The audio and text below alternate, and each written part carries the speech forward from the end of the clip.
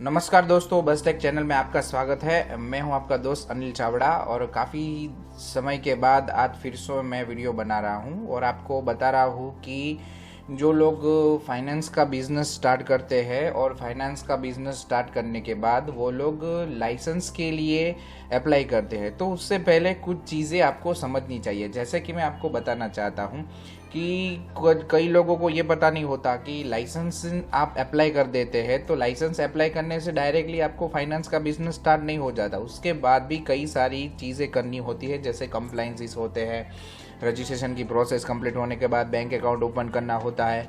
तो वो कई सारी चीज़ें आपको वो कंप्लीट करनी होती है और लोगों को ये भी जानकारी प्रॉपरली नहीं होती है कि बिजनेस सेटअप करने के लिए कौन सी स्टेप यूज़ करना चाहिए। फिर अगर चुराया हुआ गोल्ड लेके कोई अगर लोन लेने के लिए आता है तो उसके लिए कौन से टर्म्स एंड कंडीशन है, तो वो सारी चीज़ें आपको पता होनी चाहिए। वैसे तो प्रॉब्लम्स वहाँ पर फेस करने को आती है कि लोगों को ये इसके बारे में कुछ पता ही नहीं है। तो मैं आपको आज डिटेल के अंदर इन्फॉर्मेशन देने वाला हूँ कि किस प्रकार से सारी चीज़ें आपको इम्प्लीमेंट करनी है।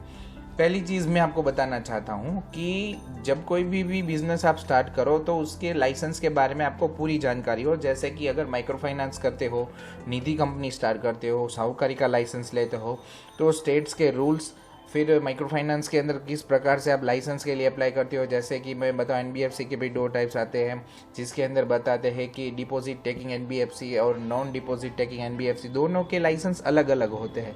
तो उसके बारे में भी आपको डिटेल में इंफॉर्मेशन होनी चाहिए। फिर निधि के अंदर भी कई लोगों को ये पता नहीं है कि 5 लाख से स्टार्ट कर देते हैं, 5 लाख का पैसा जैसे ही आए वो पैसा हम मार्केट के अंदर घुमाने के लिए भेज देते हैं। बट आप काउंट करो कि कंप्लाइंस का पैसा बात करना है, सेटअप की कॉस्ट बात करनी है, 200 मेंबर आपको मंथ के अंदर या 1 ईयर के अंदर आपको कंप्लीट करने हैं। तो वो सारी चीज़ें आप पहले सोच लो कि आप ये सारी चीज़ें कर सकते हो, तभी आप इम्प्लीमेंटेशन करो।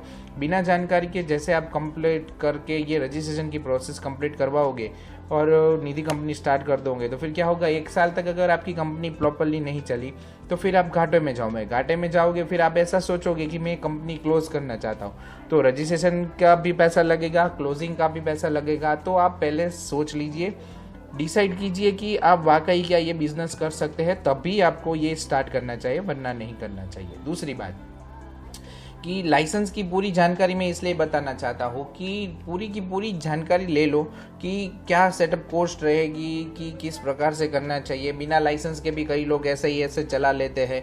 लाइसेंस के टाइप्स कई सारे अलग अलग प्रकार के हैं, जैसे कि माइक्रो फाइनेंस है, फिर निधि का है, साहूकारी का लाइसेंस है। तो वैसे कई सारे लाइसेंस आपको ये फाइनेंस के अंदर सेटअप करने के लिए मिल जाते हैं, बट आपके लिए कौन सा सही है वो आपको डिसाइड करना है। जैसे माइक्रो फाइनेंस की अलग गाइडलाइन है, निधि की अलग गाइडलाइन है, तो वो चीज़ें समझ लीजिए, फिर बाद में इम्प्लीमेंटेशन करिए। मुझे कई लोगों ने क्वेश्चन किया था कि सर रजिस्ट्रेशन की कॉस्ट क्या है। देखो दोस्तों, रजिस्ट्रेशन की कॉस्ट बहुत ज़्यादा नहीं है, बट आपको समझने में आसानी रहे। जैसे कि एक स्टेट में आपने बिजनेस स्टार्ट किया तो दूसरा स्टेट का बंदा आपकी निधि कंपनी के अंदर इन्वेस्ट कर सकता है या फिर आपकी निधि कंपनी के अंदर से लोन ले सकता है। तो वो सारी चीज़ें समझ लीजिए, बाद में आप लाइसेंस के लिए अप्लाई कीजिए। क्योंकि कई लोगों को ये भी पता नहीं है कि सेफ गोल्ड जो आप लेते हो वो गोल्ड कहाँ पर आप स्टोर करते हो।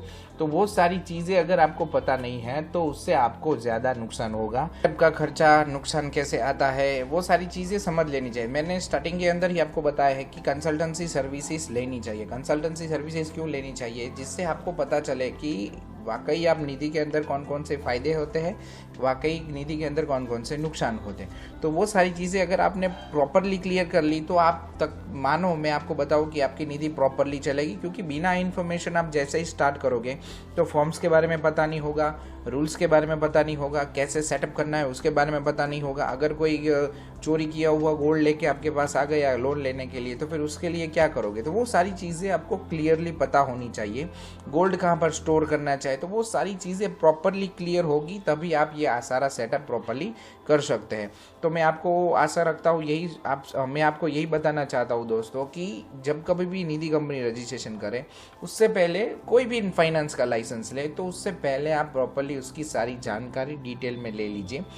फिर आप ये स्टार्ट कीजिए। कंसल्टेंसी कहीं से भी लें, बट कंसल्टेंसी लेनी चाहिए और वहीं से लेनी चाहिए जो ये चला रहा है उसके पास उसका नॉलेज प्रॉपर होगा, तो जिससे वो आपको प्रॉपरली इन्फॉर्मेशन दे सकता है।